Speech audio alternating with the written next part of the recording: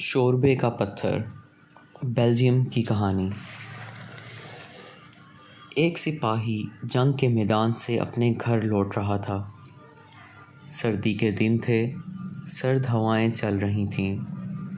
आसमान पर भूरे भूरे बादल मंडलाने लगे।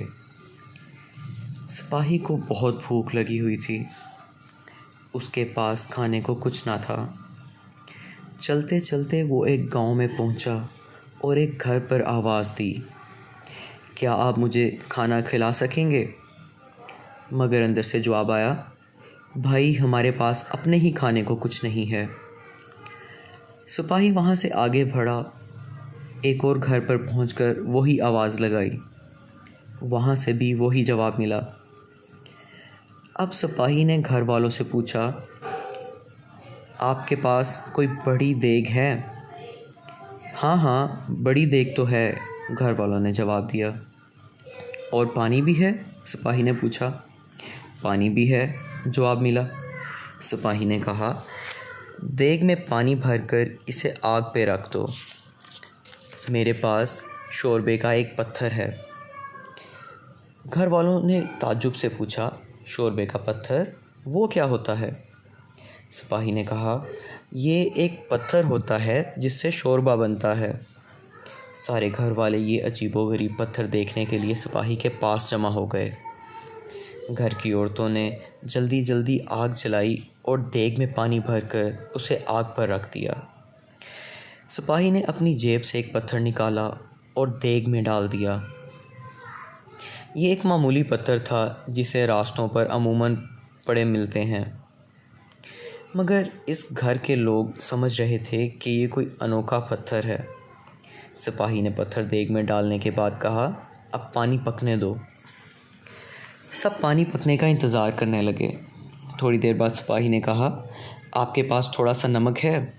हाँ हाँ, नमक बहुत है, ये कहकर एक औरत ने एक डब्बी सिपाही के हाथ में दे दी।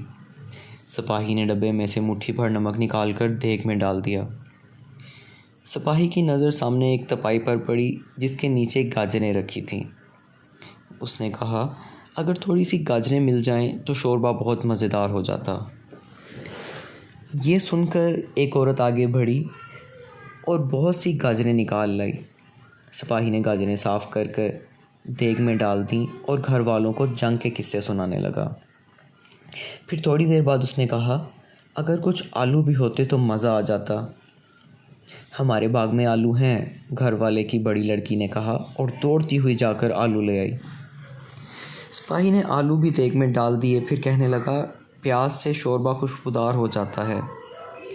किसान ने अपने छोटे लड़के से कहा, बेटा दौड़कर पड़ोसी के घर जा और थोड़ी प्याज मांग ला। बच्चा दौड़कर प्याज ले आया, वो भी देग में डाल दी गई।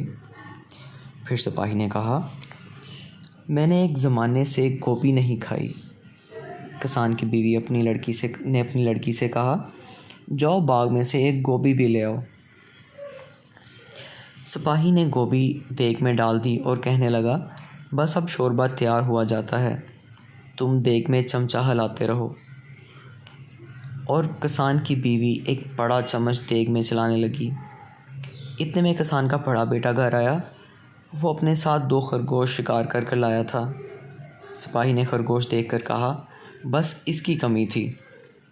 किसान के लड़के ने पूछा, क्या पक रहा है? बड़ी अच्छी खुशबू आ रही है।